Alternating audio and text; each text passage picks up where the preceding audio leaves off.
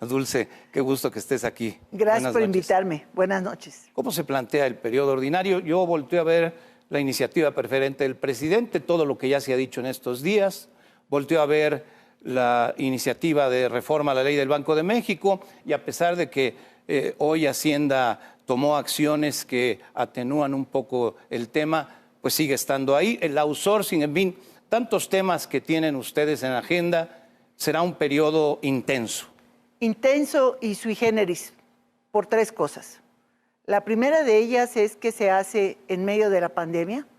Había la esperanza de que para este último periodo, de febrero al 30 de abril, pues ya pudiéramos retornar al sistema presencial, pero vamos a continuar con el sistema semipresencial que lleva a que una parte, la menos, de legisladores estén presentes y que la mayoría, 3/4 partes, se conecten a través de plataformas y de una aplicación para registrar asistencia y votar.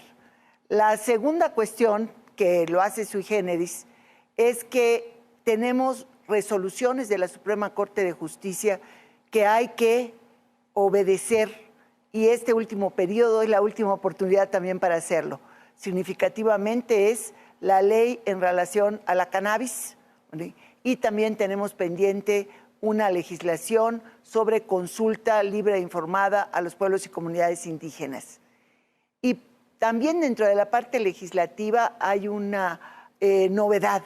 Por primera vez, el gobierno del presidente López Obrador decidió utilizar la iniciativa preferente y mandó reformas a la ley de la industria eléctrica, con esa característica, lo que significa que antes de 30 días, es decir, antes del día 2 de marzo, tenemos que haber concluido con el estudio, la dictaminación y la discusión y, en su caso, aprobación de estas reformas que, por cierto, han causado una enorme polémica. Tremenda polémica. ¿Qué opinas tú en lo personal? En lo personal considero que hay un retroceso en ciernes. Me parece que México tiene un compromiso muy importante con el cambio climático, con los acuerdos de París y con el fortalecimiento de las energías limpias como una alternativa real para el desarrollo de México. Pero se discutirá en la Cámara y a mí me corresponde como presidenta moderar los debates y finalmente pues el voto es el que dice el sentido, si se aprueba o no se aprueba. ¿Qué papel el que tiene que desarrollar quien encabeza la Cámara de Diputados? En este caso te toca a ti, pero le ha tocado a otros y es complejo porque tú perteneces a un partido, tienes una propia visión y sin embargo en el momento en que se llevan los debates de la Cámara de Diputados hay que asumir una posición prácticamente de neutralidad para permitir que el debate se dé, así sea intenso, con el respeto que amerita la Cámara. Ese es el compromiso que hay desde la presidencia de la mesa directiva. Desde que se estableció la pluralidad plena en el Poder Legislativo y significativamente la Cámara de Diputados en 1997, cuando el PRI perdió la mayoría absoluta en la Cámara de Diputados, la legislación, nuestras leyes que surgieron de esa pluralidad, demandan justamente eso de la mesa, de la presidencia de la mesa directiva. Han habido presidentes de la mayoría, presidentes de minoría, y en este caso, como el mío, formo parte de un grupo parlamentario que es la tercera fuerza. Entonces, mi responsabilidad es que fluya el debate, que se dé en ese marco de respeto y que finalmente, pues, quien consigue la mayoría de votos logra que salga adelante su punto de vista, ¿no? Eso es cierto. Desde Europa, gobiernos han alertado sobre lo que podría representar para el mundo, porque ya cuando se habla de cambio climático y de medio ambiente ya no eres un país o eres otro país o tienes una frontera y tienes otra, ya se habla del mundo, se habla globalmente. He leído opiniones preocupadas en medios europeos, en gobiernos europeos, en inversionistas europeos que se sienten afectados. En Estados Unidos se habla del TEMEC, de que se podría violar incluso alguna de las disposiciones del TEMEC. ¿Realmente tú consideras que puede avanzar una iniciativa así que nos lleva un salto atrás en la historia?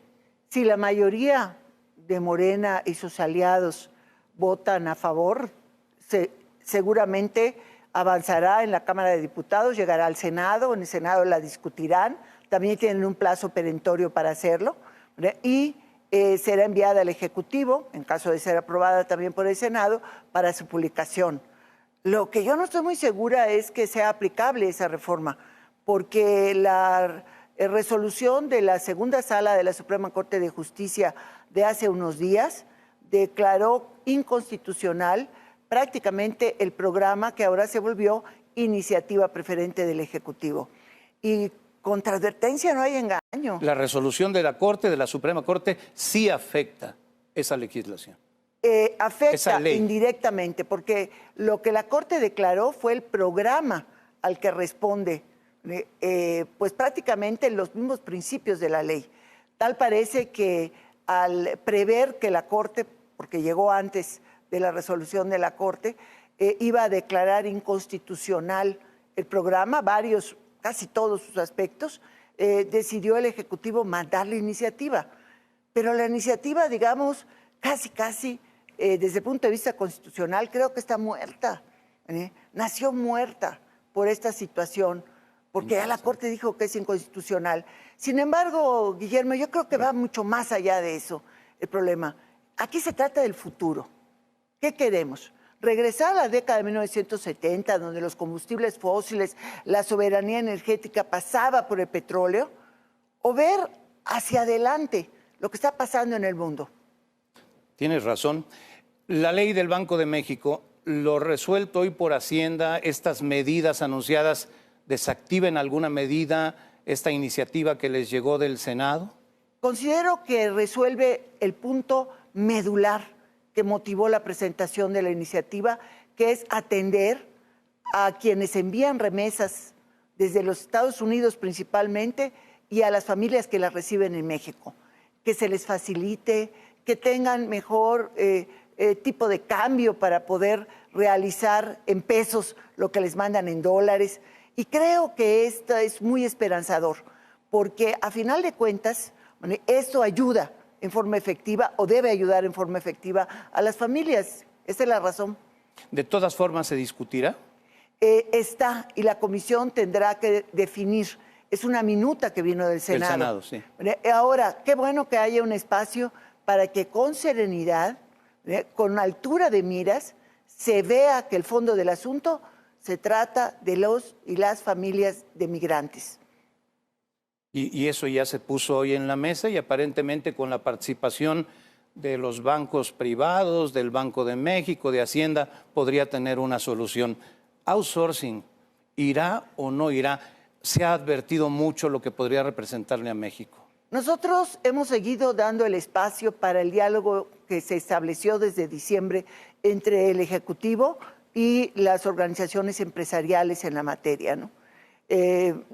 Yo creo que tendremos este mes de febrero para ver los resultados, porque si está abierto ese canal de comunicación con el Ejecutivo y se pueden encontrar formas, medidas que atiendan preocupaciones legítimas de quienes sí utilizan la subcontratación en forma legal, sin negar los derechos que tienen las y los trabajadores, bueno, pues hay que ver cómo ajustamos la ley. Regular sí, tener reglas sí, desaparecer no. Y menos prohibir y sancionar. Estoy de acuerdo contigo. Va a haber muchos temas. Te agradezco mucho que hayas venido al programa. Ahora recogemos tu arete travieso que saltó por ahí. Pero mira, salto olímpico. No, nada más, permíteme antes de concluir rápidamente decirte, hay una tercera singularidad. Va a haber diputadas y diputados en ejercicio que al mismo tiempo son candidatos a la reelección consecutiva. Ese es todo un tema. Te comprometo a que platiquemos de él Con mucho en algún gusto. otro momento. Claro que sí. En medio de la intensidad de actividades que tendrás por el periodo ordinario. Así es. Un gusto verte y verte bien. Igualmente. Dulce. Muchas gracias. Ándale, igualmente. Muy buenas Mucho gusto. noches, Dulce María Sauri Riancho, diputada federal, presidenta de la mesa directiva de la Cámara de Diputados, una política con una gran experiencia que lleva ahora los trabajos de la Cámara Baja en nuestro país.